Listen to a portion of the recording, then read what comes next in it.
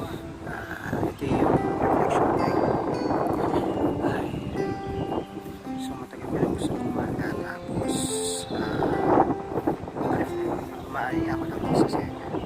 Pero since kasama ako, gusto talaga ng kumaga. So, coincidence na rin.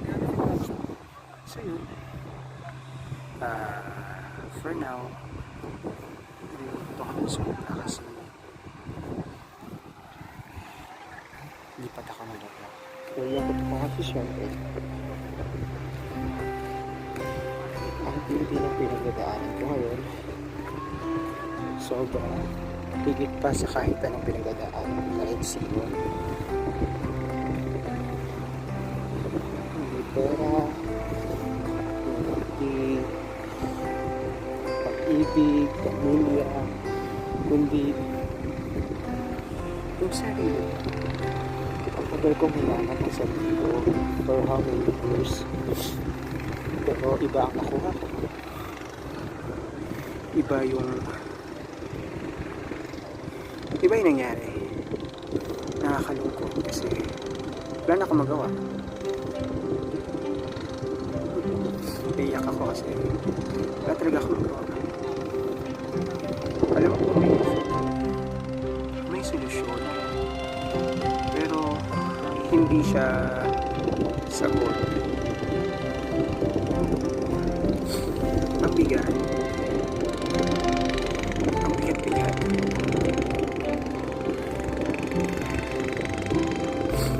Alam mo yun, kakapain yung utak at puso sa lahat ng kasalanan ginawa ko. Binigyan ako ng isang bagsakang parusa. Alam ko mahal ako ng Diyos. Alam ko may purpose kung bakit ito yung nangyayari. Pero masakit. Hindi ko napagandaan. Pero alam ko na mangyayari.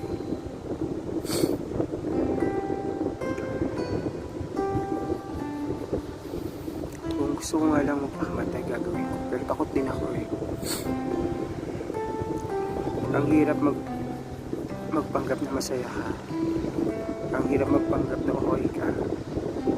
Pero kung tutusin, hindi talaga. Ang hirap ng sitwasyon na wala ka ng kawala, kundi go with the flow. Pero habang buhay mo nang dadali, stigma na sa'yo.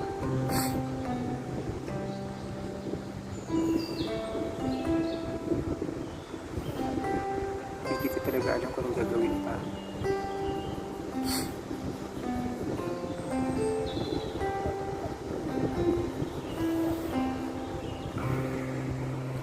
Ang sakit, ang hirap, ang bigat.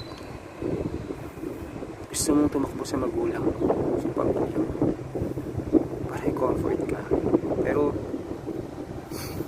malam ko masasaktan sila ng sobra. Inisip ko, mas masakit pa yun kaysa sa sakit na nararamdaman ko kasi iniwan ko sila na napakatagal na panahon. Tapos babalik ako sa kanila na ewan. Ang sakit. Gusto kong magpakamatay, pero hindi ko dapat yun. Gusto kong pabilisin ang lahat ng oras. Gusto kong mawala ng biglaan. Gusto kong maglaho parang bula. Pero wala akong magawa kasi hindi ko kaya. Hindi ka stable. Hindi ako stable. Maganda ka trabaho ko, maganda posisyon ko, pero hindi ako stable. Hindi ako successful. Higit sa lahat, hindi ako masaya. For 8 years, wala akong nagawa. For 8 years, naghanap ako. Gusto ko maging masaya. Gusto ko makita yung kasiyahan na hindi ko maintindihan. Pero ngayon, sakripisyo. parusa, sakit, bigat.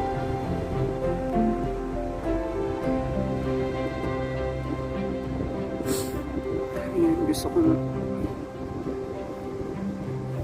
umiyak na umiyak, tisigaw ang lahat ng sakit na nararamdaman ko. Kaso ang daming tao, nakakahiya. Gusto ko mag-overnight dito. Kaso hindi pwede. Mag-trespass nga kami.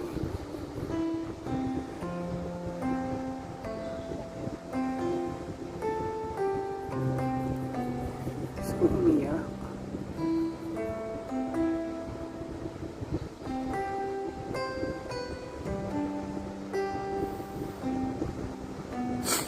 Ang sakit-sakit. Bigat.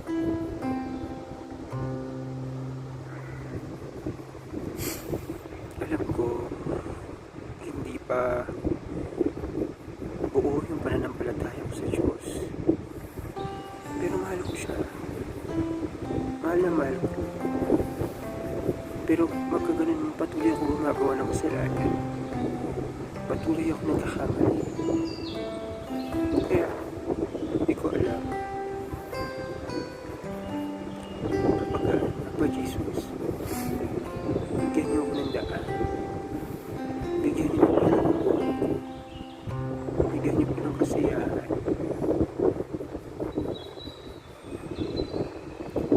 Higit sa lahat, alagaan niyo po ang pamilya ko. Ilayo niyo po sila sa sakit, karamdaman, kasamaan, kapahamakan.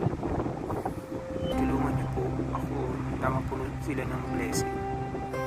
Hindi man ako makatulong, pero yun lang po ang tanging hiling ko sa inyo. Pangalagaan niyo po sila. Si Mama, si Papa, si Cheche, si Jason, at lahat ng taong pinakamamahal ko. Panginoon, Papa Jesus,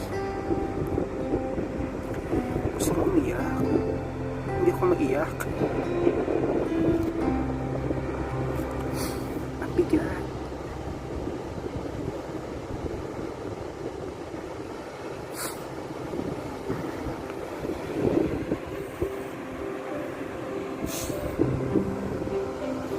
Gusto ko maging bahagi ng dagat.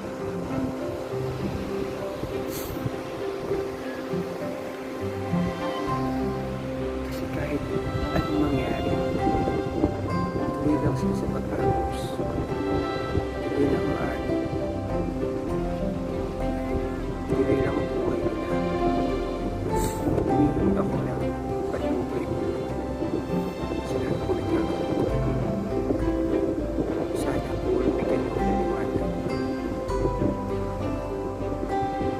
Hindi na po kumagtalag. Hindi na po ako tinatagalan yung vlog. Talaga ako naiyak, pero at least nakapag